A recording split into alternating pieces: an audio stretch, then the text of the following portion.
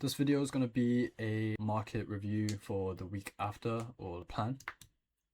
We're going to first look at the Forex perspective because the futures market and the market are interrelated. So the dollar, if it's going up, then Nasdaq or futures indexes are going to be going down. And we're going to be using euro dollar to sort of confirm what the overall draw is. So let's start on the dollar. We have taken out relative equal highs, which is our buy side, and taking that out, came back inside the range below the buy side, so possibly coming even lower. We've formed relative equal lows and highs. We've taken out those highs here, and we also have relative equal lows down here. Taken out those highs there, and we have formed a market structure shift here. We have these two fair value gaps that we could come up into. That's what I'm expecting for the dollar to do, preferably, because that would be most efficient, I'd say. If we go into the weekly, we have that sort of three drive span. If you look at the monthly here, this three drive span, it insinuates that the market is in a deep discount, wants to come back up into here. Also, we've taken out our sell side and closed above back inside the range. So preferably want to see this in the short term come up into this fair value gap, but that's on the monthly though. So going to the weekly, we'll put in here monthly is bullish to fair value gap, bearish overall. Weekly, again, taking out these short-term swing lows. We've had a structure shift above this high, or you can use this high if you want. But again, I could see this fair value gap being tapped into, or I can also see this playing as an order block and then pushing us higher into that fair value gap first, leaving this fair value gap here to be a future drawn liquidity. So because of that, we're going to be going to the euro dollar. We're going to try and make a little bit more sense of the current direction for the week after. So the euro dollar, we've had these sort of relative equal lows taken out. We've come up, again, forming relative equal lows, relative equal highs, taken out sell side here, inside this fair value gap, inside this order block. We'll come lower, come higher there, market structure shift here for a value gap. So we could come up, down into this value gap here first, and then come up and take out these relative equal highs. So for the monthly on euro dollar, we are bearish to the value gap, but bullish overall. So going to the weekly, again, sort of the same for value gap. We've taken out buy side here, and after doing so, short shift, again, that same bearish for value gap, taking out sell side there. I think we could possibly come lower into this. Let me put this. I think we've been pretty bullish on the euro. We've consolidated here, then manipulated higher, I guess, and then short shift lower. I think lower time frame here, would it be likely for us to come up into that fair value gap? Let's take a look at the two. Right now it's kind of double-sided. I think it is low probability conditions. Euro dollar could come down into this fair value gap here first. So if we go to the daily, we can see that it's consolidating. Most likely for next week, I'd want to see one of the sides get taken first, and then probably look at the other side of things. Then again, we're using this bearish order block to come lower. So again, possibly just, oh man, it's really low probability. I think if we just begin to break out of this, so relative equal highs, we've taken out relative equal lows here. We do still have relative equal lows, or a low here that we could try and take, but what's more likely is really 50-50 right now. We could come up into this fair value gap here, or we could just keep dumping lower. Preferably, I'd want to see it come into this fair value gap or this fair value gap. I don't really want to see it just keep pumping, because then it would be a bit more sloppy. I think it'd just be more sloppy, but I think it could do that as well. That sucks.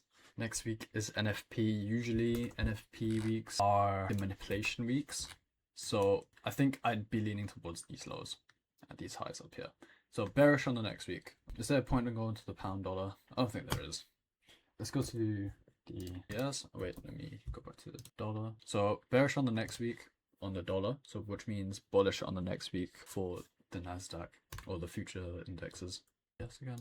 So what have we done here?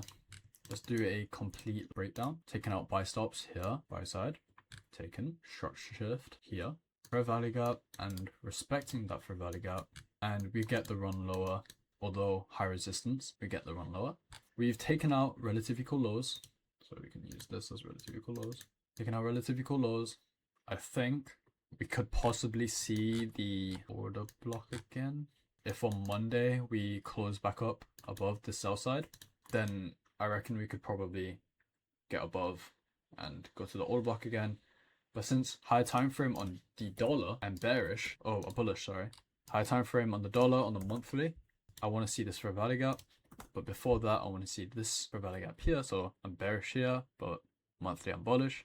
And then after we get into that gap, I'm bearish. So I think higher time frame, we're going to be going lower on the Nasdaq. But right now, I reckon we go and retrace a little bit and then end up coming into this area here. We're at a hard spot right now since we've just taken relative equal lows for sell side and come into this value gap, so it is a bit difficult to determine a bias. The most I'd look for, my most lowing hanging fruit would be on the high time frame, this here.